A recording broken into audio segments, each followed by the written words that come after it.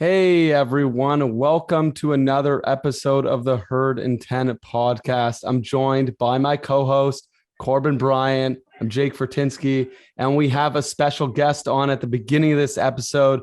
That's Josh Reed, who is not only an Emmy Award winner, he's a sports director for CBS's WIVB. As you can see, he's got his mask on. He's flying home from the huge primetime matchup that the Bills had just last night. Of course, a devastating loss, but there's a lot of good things that we can take from this game. I want to start by getting your take on the game overall, Josh, and how we should feel coming out of this game, as whether you're an analyst or whether you're just simply a Buffalo Bills fan. Yeah, I think the number one thing that I came away with was it's not going to be easy. And I know that the players and coaches would have told you that, every week they try to tell us it's not going to be easy. I think we got a little spoiled during that 4-game win streak and the way they were just steamrolling teams. Even the Chiefs, man. I mean, that impressive win, I think everybody came out of it and said, the coast is clear. We're just going to kind of cruise right into the AFC Championship game. But I think this was a little bit of a reality check. I think the Titans proved that they're a formidable opponent. If the Bills have to see them again, they're going to be a tough out, and it also, big picture, I look at them and go, all right, that's a big physical team that likes to punch you in the mouth. Then you start looking around the league. The Baltimore Ravens are another team like that. So you start looking at some of those. Okay, the Chiefs play a much different style of football. So the Bills went out and built a roster to make sure they could get past the Chiefs. And hopefully their roster can still get them past guys like teams like the Titans and the Ravens also. Josh, I think the world, and especially Bills Mafia, they're looking for answers right now as to, do you go for it, go for the touchdown in the late game situation, or do you go for the field goal on the road in the late game situation? What do you think Bills Mafia should be thinking right now as far as the decision that Sean McDermott made to go for it at the end of the game? I loved it. I'm a firm believer in, if you're it's prime time. Obviously, the defense has struggled to stop the Titans. You go to overtime, there's nothing telling me that your defense is going to stop the Titans anyways. So I'm looking at that as, hey, you put the ball in your best player's hands, number 17. He's got to get 1 yard. And most of the time he's picked that up throughout his career. He said in the post game that, he lost his footing a little bit. That looked like there was a little bit of indecision there. The left side of the offensive line didn't get a good push off the ball. They were able to get some penetration there. I love the call. To me, I look at that and go, look, you got to get 1 yard to win a ball game. That's what you do. I mean, the offense wasn't the issue last night. To me, defensively, it brought up some question marks. And like I said, the defense has been so good all season. Eventually, you're not going to go 17 games, playing the way that they did. This isn't the 85 Bears. I mean, they're a good defense, but this one is on them, and they've owned it afterwards. Jordan Poyer, Micah Hyde, they owned it. So did Tremaine Edmonds. Week one was the Steelers lost. That was on the offense. This one was on the defense. And look, you can't win every game, like you said, unless you have a perfect team. And even in that, you're going to have games that don't go your way. The fortunate thing here is there is no other team with a Derrick Henry. And that's a big positive because there is clearly at least some sort of formula in how you beat the Bills defense. And thankfully, there aren't a whole lot of teams that have a guy like Derrick Henry. Of course, the Ravens have a strong run game as well. But when we look at this defense, I do have one big concern here, and I'm curious if this is a concern for you as well. We look at a guy like Levi Wallace. Levi Wallace appears to be kind of a gaping hole on the defense, particularly in this game where he was placed in quite a few man-to-man situations, and he was forced to make some big plays, and he just didn't come up big. Now, He's had some good games. He's had some bad games. Do we need to be concerned at all that teams are going to look at this and say, hey, if we can really settle down and get a good run game going, we can take advantage and really pretty much carve up Levi Wallace across the middle of the field? Yeah, you bring up a good point. There aren't many Derrick Henrys. I would argue there's not many A.J. Browns in the NFL either. And I mean, he's a tough matchup. Yeah, you're right. Levi Wallace struggled last night. I mean, I think he'd be the first to admit that. I would also say, look, you're not going to have 11 Pro Bowlers on either side of the ball. It's just that's not what this league. That's not the way it's built. It doesn't happen. It's not. Every team's going to have some spots. Luckily, the Bills don't have many that might be just a little bit down from some of the other ones. Levi Wallace, I know a lot of people look at him as being that guy. He's been up and down. I think overall he's been pretty good. A.J. Brown is a tough matchup. I'm wondering if at all, and we're going to get to hear from Sean later on, and then obviously we head to the bye week, so we won't hear from him. I'm wondering if Sean at all thought about kind of going and moving Trey around a little bit to shadow AJ. That wasn't something that we were able to get to, in the post game because everybody was so focused on that 4th and 1 play. But I'm kind of curious to hear what he would say about that. AJ was a nightmare matchup. I mean, and that's all linked to Derrick Henry. It just they run that play action. They run it so well, and you have to respect Derrick Henry so much. You have to cheat a little bit. And they run that play action, and then they get A.J. Brown in behind the backers. It's a tough cover. Yeah, I would continue to roll on with that to say that when you do what the Bills did last night, for the majority of the night, they had to play 8 in the box. They tried to disguise it a little bit, keep the safeties deep to run them up later. But when you're in those situations, you're going to be in man-to-man coverage on the outside. So you're definitely right, Josh. You have to be able to stop the run in order to get into coverage situations, which will roll into my next question for you. On the offensive side of the ball, the Bills have been having a little bit of trouble scoring touchdowns in the red zone. We went 2 for 5 last night, in which it could have been 14-7 instead of 7-6 in the beginning of the game. What did you see in our red zone situations to where we could make some changes moving forward during the season? Yeah, this has been an ongoing problem. It just has. It's been an issue this year, and it goes back to last year. They've had problems once they get inside the 20-yard line. I mean, how many times have we seen Tyler Bass kicking 26-yard field goals, 30-yard field goals? Well, that's because they're inside the red zone and couldn't cap off that drive. I'll tell you what really hurts. We just found out that Dawson Knox has a fractured hand. We don't know how much time he's going to miss. That hurts because he's such a good weapon and such a big target down in the red zone. So obviously that's going to be something we don't know the timeline. Sean said he wasn't sure when he'll be back. We don't know how much time he'll miss. But if he does miss any significant amount of time, that's been kind of Josh's, he's a big, like I said, he's a big target. That's a guy Josh can feel comfortable throwing the ball to down in that red area because, Cole Beasley's a great matchup when you can get him in space and everything. But you know how this is. You get down inside the 10-yard line, things get bunched up. Things are a lot closer, a lot tighter. There's not as much room to maneuver and operate. So it's a little tougher. Stephon Diggs, isn't exactly, a big physical wide receiver.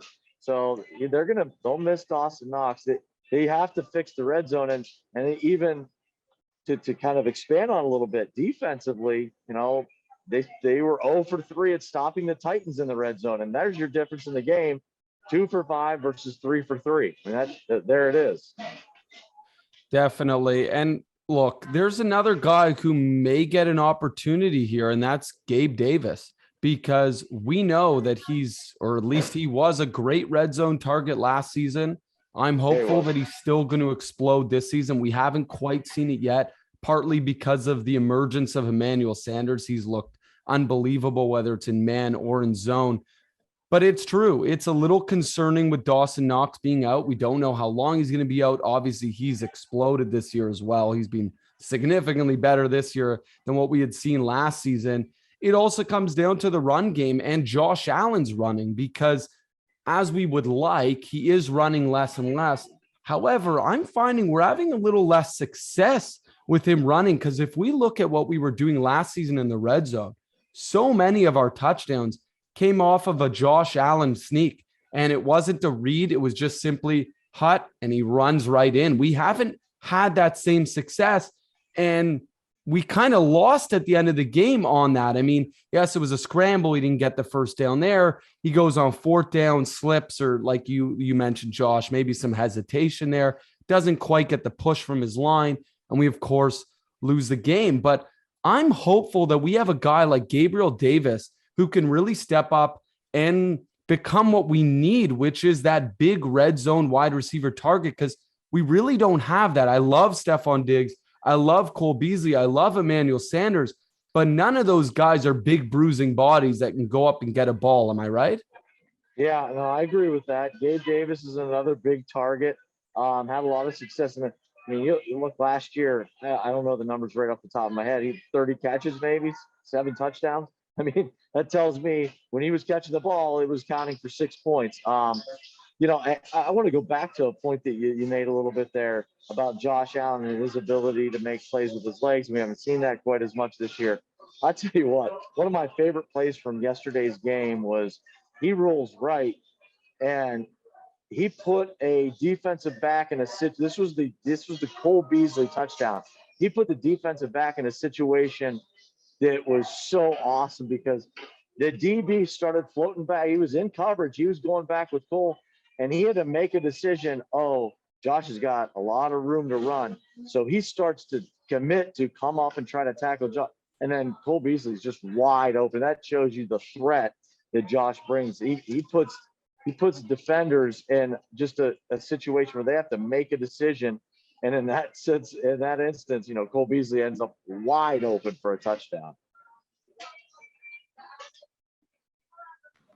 When you look at what the Titans have on the offensive line, they lost their left tackle, Taylor Lewan, and we know that the Titans are a running team, but the Titans offensive line has really struggled this year, but we didn't get a chance to get Ryan Tannehill on the ground. And as a former defensive lineman, I was not happy about that. I will say that. I was, save our listeners. I would, not say the words that I really want to say, but I wasn't happy about that.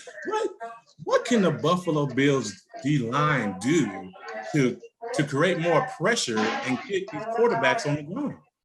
Yeah, I was, we do a pregame show, and I was dead set on the idea that the Bills were going to be able to get to Ryan Tannehill. He'd been sacked 20 times in 5 games. That was the most in the NFL.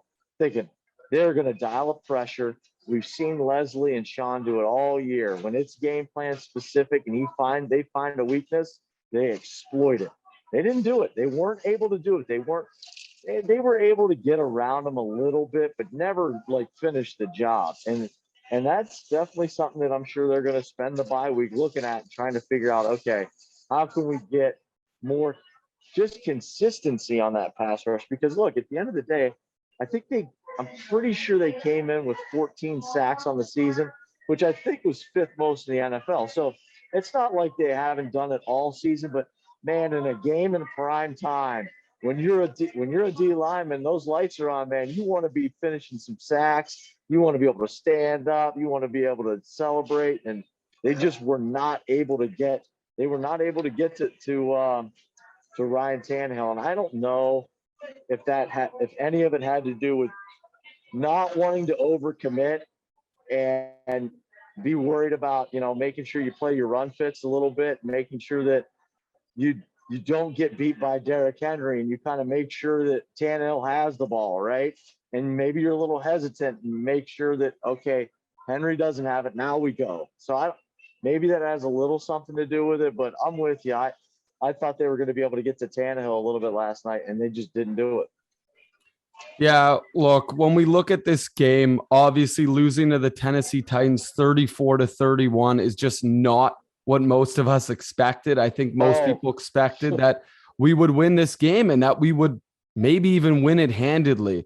You know, Derrick Henry came out. Although I talked about this with Corbin earlier, and Corbin brought up, is that he only had a few really big runs. The statistics don't necessarily show you what really happened. The Bills defense didn't do a terrible job containing him, but there were about 3 plays where they lost containment and he just went to town on them. And that's really the story of this game. It seems like the Bills had so many opportunities to win this game. They were so close so many times, and they just missed it by a little bit, by a few inches. Just getting that first down at the converting on the 4th down at the end. Of course, they don't do it. You know, a couple plays where they had some holds where maybe they should have been a little more disciplined. But I think that's the story of this game. And I don't want people listening to get, ahead of ourselves. The Bills are a great team. The Bills are going to continue to be a great team. But there's certainly some concerns. We shouldn't be walking around like we're going to blow out every team, because it's not going to happen every week. You're going to have some tough challenges.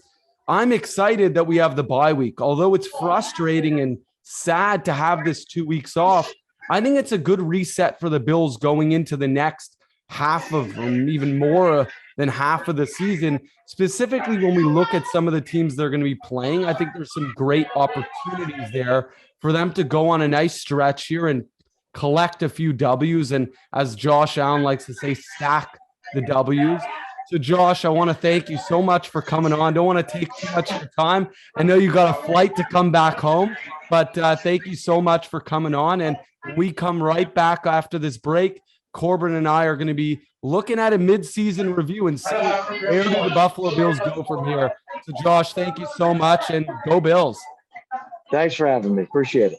Thanks, Josh. Welcome back to the Herd and 10 podcast. I'm here still with my buddy, Corbin Bryant. Corbin, we're at the mid-season. We'll call it mid-season because this is the Bills' bye week now. This is a chance for them to reset. They had a pretty good first 6 games. Sure, they lost to the Steelers. Sure, they had this heartbreak loss against the Tennessee Titans. But as you just mentioned, it was not a bad game. The Bills did tons of great things. Josh Allen went 35 for 47 for 353 yards, 3 touchdowns, only 1 interception, which was not entirely his fault. And the Bills really didn't look bad. And the Bills are still a great team here. Where are we at right now? What do we need to look forward to? Because they got some easy games coming up, right? Correct. If there's one thing Bills fans should not be doing right now, Jake, it's panicking. The Bills overall looked good through the first 6 games. The Pittsburgh game, okay. That's the first game of the season, whatever. Then we go on a roll. The Bills are stacking victories, beat the Kansas City Chiefs, who I believe is going to be there at the end of the season. And then you roll into a one of a kind team that you'll never see again, maybe until the playoffs. There's only one team in this league that can run the ball like the Tennessee Titans. I should say they are the only team that can run the ball like that. So the Bills right now are in a good spot. They get to go and they get to take a rest. They get to take a break. The coaches get to break down the film and really get to see what they need to work on for the second half of the season. And the Bills, like you said, they have the Jets, they have the Jaguars, they have the Patriots. It should be it should be an easy stretch. Not that the Bills should be sitting back saying, okay, we're just going to roll over these teams. They have to take it one game at a time and continue to build momentum and stack victories. But I would say the Bills are in a good spot right now. They're playing well on offense for the most part. Defense is still tops in the league. Special teams, they have to continue to limit the penalties. But overall, the Bills, I would still say they're in top 5, definitely in the league. And Corbin, you'll be able to talk to this as well. You never want to be too high and you never want to be too low. The Bills maybe were flying a little too high coming into this game after beating the Kansas City Chiefs in Sunday night in a great showdown and a great effort from the Bills They stomped the Chiefs. They come in, they lose to the Titans. It was an emotional loss because this was part of the Bills' revenge, right? They lost to the Chiefs last year. They go and beat them. They lost to the Titans last year. They go in with the hopes of beating them. Of course, they lose quite a devastating loss in just the way they had lost and the way that they could have won this game. So it's emotional. I think this is a chance for the Bills to now take a week to relax a little. I keep saying reset because I feel like a guy like Josh Allen, who, yes, he comes across in front of the media extremely professional. He's always got the right answers, but you better believe he's an emotional guy. I've seen him on the field enough to know he wants to win in every single aspect of the game. And just like the coaching staff want to, and just like all the players follow him want to. So I think this is a chance for them to all take a breath, because I think that they were very emotional after the game. If you heard some of the players speak after the game, it was an extremely emotional loss, and the Bills are going to bounce back from this. But like you mentioned, they're taking on the Dolphins, the Jaguars, the Jets, the Colts, the Saints, the Patriots, and then December 12th, they take on the Buccaneers. There is an argument to be made that they can go and get quite a few wins, potentially 6 wins here, and maybe 1 loss if they lose to the Buccaneers. So there's a chance for the Bills to really go on a run here and basically eliminate any of these questions that we might have about what they did wrong against the Titans. I also like that you mentioned there's not many teams that have Derrick Henry. In fact, there's no other team. And yes, there's going to be other good opponents that we go up against, but this is an opportunity for them to really dig deep and look at every single aspect of the team and how they can improve it. I want to talk specifically about special teams. I have been very impressed. I think special teams has been really good. Yes, they had a couple hiccups last night. Of course, we have the Andre Smith hold on the potential 101-yard return from Isaiah McKenzie. But the special teams has looked really consistent. I like what Matt Hawk has done as the punter. I like what we've done in the return game. I like what we've done with regards to field goals. Obviously, Bass has been great. Do you think there's any improvements on the special teams that could be done that could maybe make a difference? Because in some of these nail-biter games, you're going to need something a little extra to take you over the top.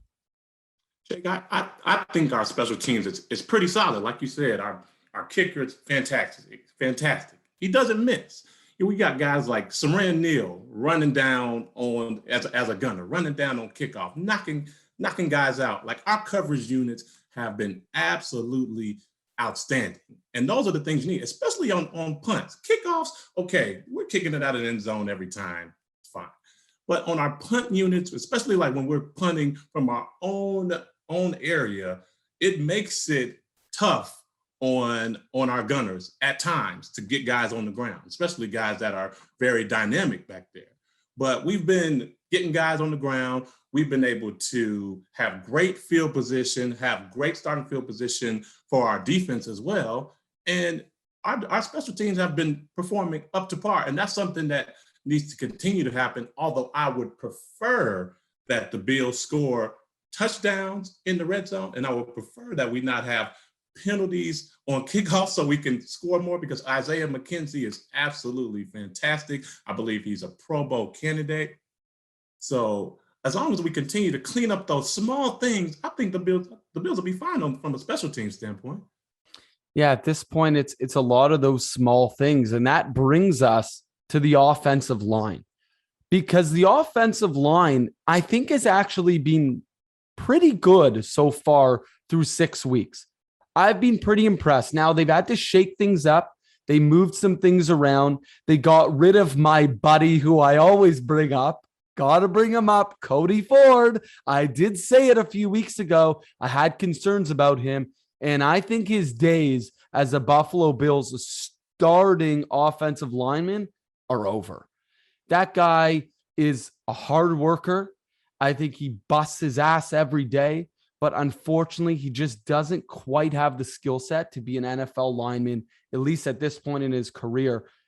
And that's because of 2 things. One, he might not be quite good enough. And two, the Bills have quite a bit of good talent on the offensive line. And there's some talent there that we didn't realize how good it could be. And that's in Spencer Brown. I want to spend a little time here because Spencer Brown has looked really, really good, except for last night. Last night, he had a few big mistakes. Now, it's prime time. It's a scary game. The Titans, I heard this last night. When you back up someone, when you back up a mouse into a corner, they're going to jump and attack. And I think that's what happened last night. And we haven't really dove into this yet, but the Titans were backed up. There were a lot of question marks. Are they good? Are they even a playoff team? And they came out last night and they attacked. They played with real aggression. Josh Reed talked about it earlier in the show. They played with a ton of extracurricular. There was a lot of that going on, a lot of rough and tough stuff going on. They really took it to the Bills. They punched the Bills right in the mouth.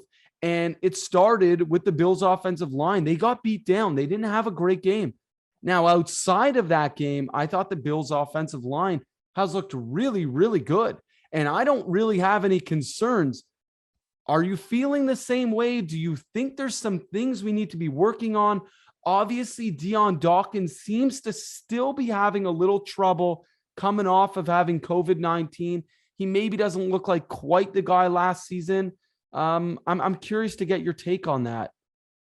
Jake, there are a few concerns and a couple of things that I saw last night. Obviously, you just mentioned Spencer Brown just getting run around and causing Josh Allen to get a interception. Like those type of things are just unacceptable. But again, he's a rookie. He's learning. He's played very few games on the road.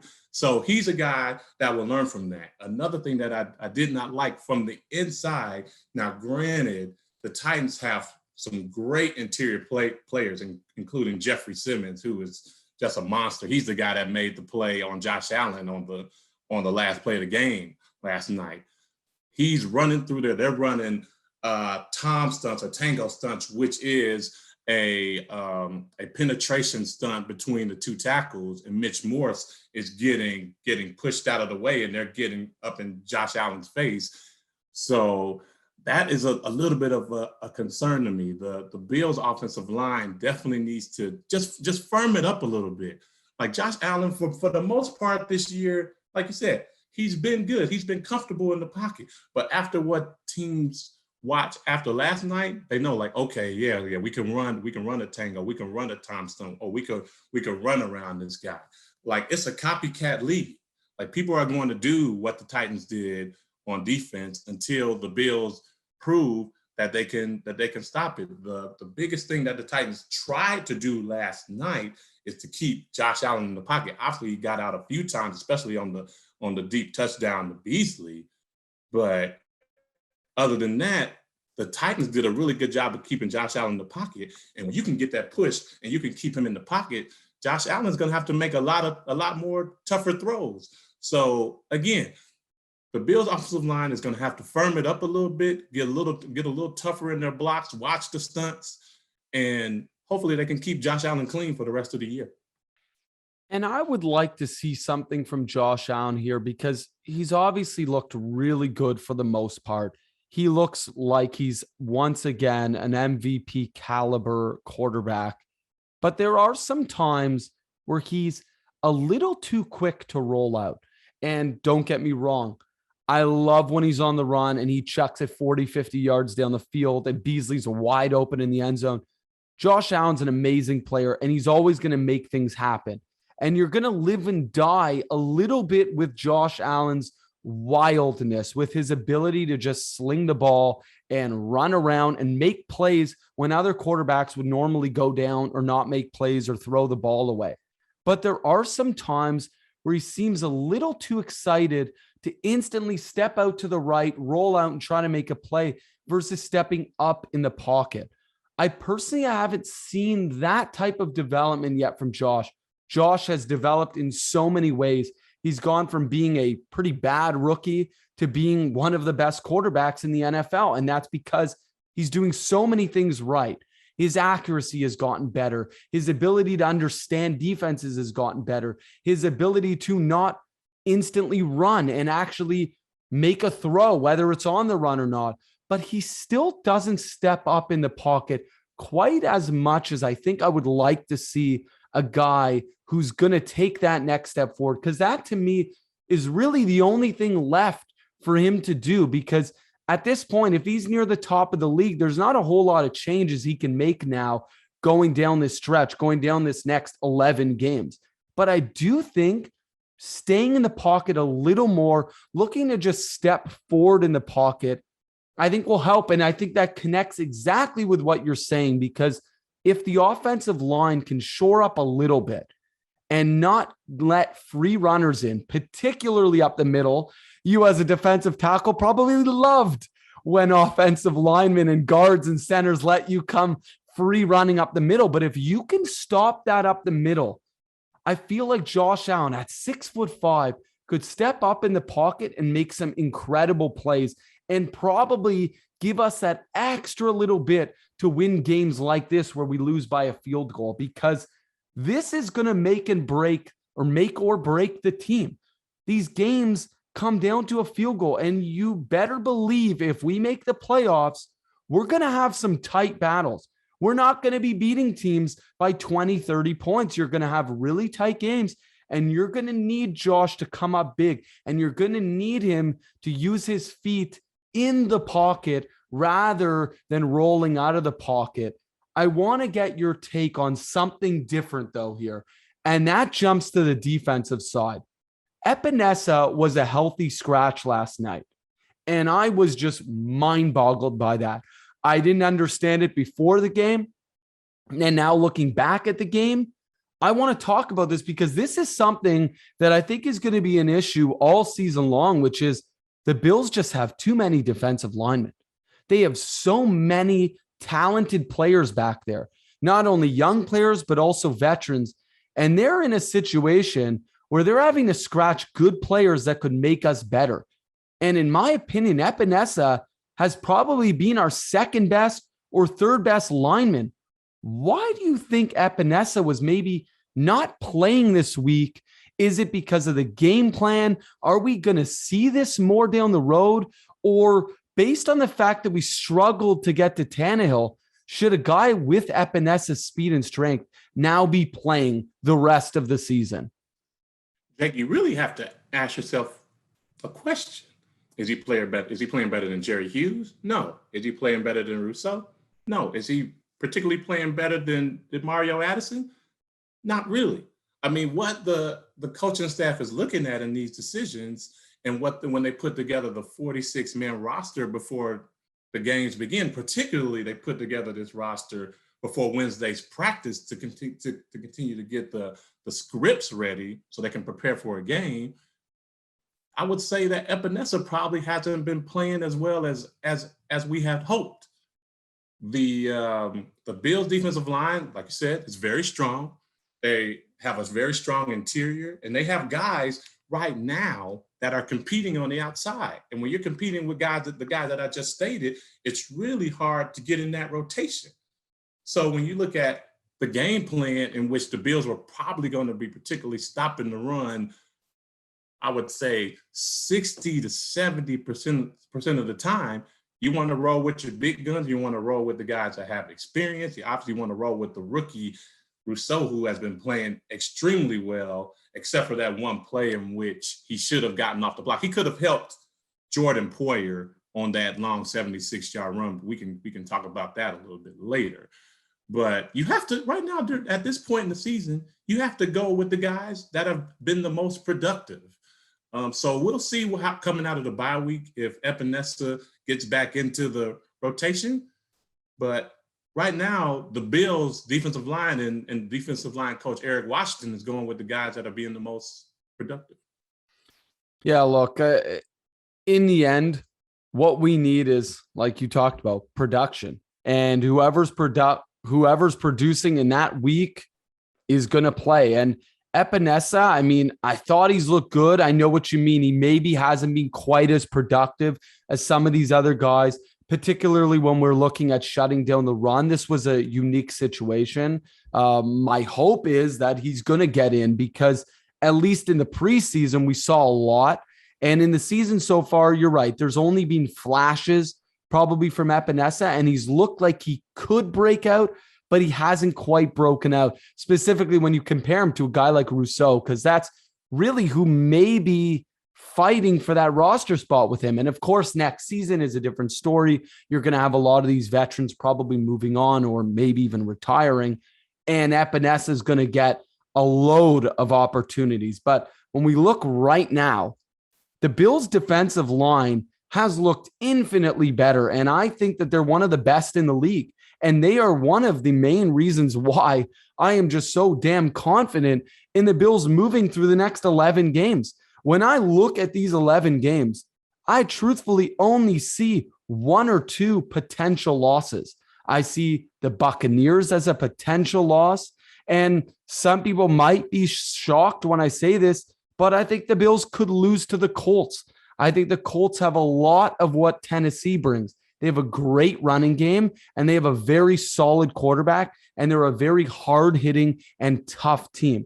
And I look at that, and if the Bills only lose 2 more games, I would be thrilled. I think that's a great season for the Bills. I think there's nothing wrong with that. I want to get your take. Do you look at this schedule very similarly? Because it looks really weak to me moving forward. Like we speak about every week, Jake, especially when we were talking about the Texans. You have to show up every week. This is the National Football League. These guys are trying to go out here and they're trying to get a paycheck. So to say the Bills are just going to go out here and just run over teams, I mean, that's asinine. That's crazy. Like, the Bills are going to have to prepare just as hard as they did for the Chiefs, for the Jaguars, the Jets, for the Patriots twice. The Patriots have been showing that they have a very solid defense. And with a solid defense, Bill Belichick can figure out ways to beat you. Obviously, we know what Tampa Bay brings to the table. I mean, they have all 22 starters back from last season. So the Bills are going to have to take the rest of the season 1 week at a time. We can't look too far down the line. We're going to have to go to the Jaguars. We're going to have to go and play the Saints and have to play the rest of these guys 1 week at a time, because every game presents a different challenge. When we look back again at the game yesterday, it's just a different challenge. Like, you're never going to play a team like Tennessee again. Like, they are, whoever's playing Tennessee during the season, they're just getting a different type of style. I would compare it to teams getting prepared to play Army or Air Force, like those type of things. You have to put a lot of things that you do well and throw them out the window so you can get ready to stop this boulder that's rolling downhill. And it's the same thing for every team in the league. Every team in the league presents different challenges. Trevor Lawrence is playing a lot better than he did in the beginning of the season. They finally won a game. They may have some momentum. A lot of these younger quarterbacks, like what's the quarterback's name from the Jets, the rookie kid? Yeah, Zach Wilson. Yeah, Zach Wilson. He's been playing a lot better. So to say that the Bills can just roll through this thing, and I believe that they can, don't get me wrong, but we have to take it one game at a time, because the one thing that we do want to make sure that we lock up is the number 1 seed in the AFC.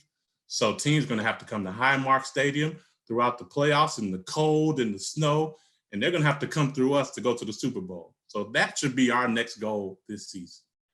Yeah, it's a big thing. That number 1 seed is really what we're going for. And you better believe losing to the Titans can risk that. We're going to be fighting with them.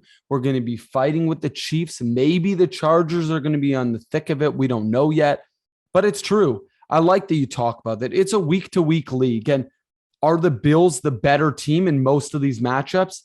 Yes, but that doesn't mean you're going to win. The Bills were the better team going into the matchup last night. And of course, we know what happened. The Bills lost. The Bills were also the better team against the Pittsburgh Steelers in week 1, and they lost. So this idea that the Bills are going to, like I said, roll over teams is not the case. I think the Bills are going to win these games. I'm hopeful they're going to win these games, but it's true. there's a lot of these games where you could be surprised. You could come against the Jets, who, yes, are not a good team, but if Zach Wilson has a hot day, you can lose. Jacksonville, same thing with Trevor Lawrence. Some of these rookie quarterbacks, they're going to get better as the season goes on. We know that's going to happen. We just don't know how much better. We know that because we look at Josh Allen. Josh Allen got better in his rookie season as the season went on, but he never became good enough to be a legitimate threat to other teams. So we're going to have to see what's going to happen moving forward. But I think that at this point in time, Bills fans should be excited. They should be thrilled that the Bills are 4-2. You always want more, but being above 500 is the key, and being the leader of the division is the key. I want to close out this episode by talking about one last position, and that's the running back position, because we have had, like so many positions, a little bit of a roller coaster, because we came in thinking Singletary was going to be the starter, and I think we've come out now entering the bye with Zach Moss as our starter. At the very least, he should be the clear-cut starter. I have not been pleased with Singletary's play. He's had a few good rushes every single game, but he's struggling with consistency. And we seem to be getting consistency from Zach Moss. At the very least, every run, he's putting in a good effort. He's generally gaining a few yards, and he's getting those yards after contact that Singletary only seems to get about once or twice a game. I want to get your take on what the Bills need to be doing moving forward, looking at this run game, because we know they're a pass-first offense. We know they're not going to be running a lot, but when they are running, it's getting a little frustrating, at least for me, seeing the Bills continue to give Devin Singletary opportunity after opportunity. And I just don't think he's proven that he can be the starter. And not only that, I think Zach Moss is proving that he deserves it. He has looked really good. He's looked a lot better than I expected he would. Yeah, Jake. Unfortunately, the Bills are just not running the ball particularly well, unless Josh Allen is running the ball. Let's just be honest. But what Zach Moss gives us, he gives us a complete back. He's a guy that he can run it up the middle if you need him to. You can toss it to him. You can throw it to him. He'll catch the ball. He'll get the extra yards. Like, he's the guy that seems like he's going to be the bell cow from here on out. Devin Singletary, he's a screen guy. He's not a guy he's not gonna run it up in there. He's not gonna get the two, 3 extra yards that you need after contact. So right now, the Bills we're at a point where we're figuring it out. We don't have the feature bag that other teams do have. We're like, okay, like if you're tired, okay, Devin Singletary, you go in. If you're tired, Zach Moss, you go in. Because these guys, I think last night, they both had maybe 20 yards rushing, because that's just not what the Bills do. The Bills are running the ball to keep defenses honest right now, to be quite honest with you. Like, we're like, okay, that Brian Day was like, okay, let's run a zone to the right just to make sure that they're covering the run, so we can, do what we do, just to make sure that they're bringing the safeties down so we can throw it deep. So at this point in the season, to say that we're searching for a back, I don't think we're searching for a back. We have our offense. We're a pass-first offense. We're not going to be like, okay, let's change it up after the bye week, and then let's just start running the ball up the middle. That's just not our recipe for victory. So right now, I'm going with Moss. If I'm the running backs coach, and if I'm Sean McDermott, I'm going with Moss right now. Not to say that Devin Singletary is not going to give us anything, but right now I want to go with the more consistent guy. Definitely. I just think, through and through, and I like that you talk about, it's more than just the running. It's also the aspect that he can do it all. He can catch out of the backfield. He can gain some yards. He can also take a toss and take it to the outside, but he can also cut you right down the middle. And although he's not Derrick Henry, and I'm not about to go on a rant and say he is, but there are some similarities in his ability to run up the middle and bulldoze some guys. And it's nice to have that with a pass-first offense, because we don't need a blazing speed running back. There's a reason that Singletary isn't getting tons of opportunities to run outside. We need a running back who can run up the middle and bruise some bodies. And Zach Moss can certainly do it. And he looks like he can do it pretty well. So I have been impressed. I've been surprised with how good Moss has looked. I think that that's what the listeners should take from this entire review. I think what they need to take from this is the Bills are in a great spot. The Bills have obviously an amazing quarterback, an amazing passing offense. They have some improvements to be made on the offensive line, some improvements hopefully from the defensive line, more with the heart and the grind and the consistent pressure aspect. And they have a run game that is showing some light, that there's something there that if we're in a playoff game and we're in a really tough game, I do believe that Moss can get us a yard or two. And that to me is really reassuring. And it's something that the Bills did not have last season. And it's part of the reason why they struggled in the playoffs, because they weren't able to run at all. They weren't able to rely on a running back at all. And I think at this point, we can rely a little bit on Zach Moss. So we're going to wrap this up. We really appreciate you sticking around for so long. This was a nice long episode, so I hope you all appreciate that. And Corbin, we will be on next week, and we'll be talking about an upcoming Buffalo Bills game. And the Bills got an exciting battle coming because they're playing a divisional rival in the Dolphins, who are reeling big time. And I'm hopeful that the Bills are going to come in and bruise some bodies and win a big, big game. So thanks a lot. And Corbin, go Bills. Go Bills, Jake.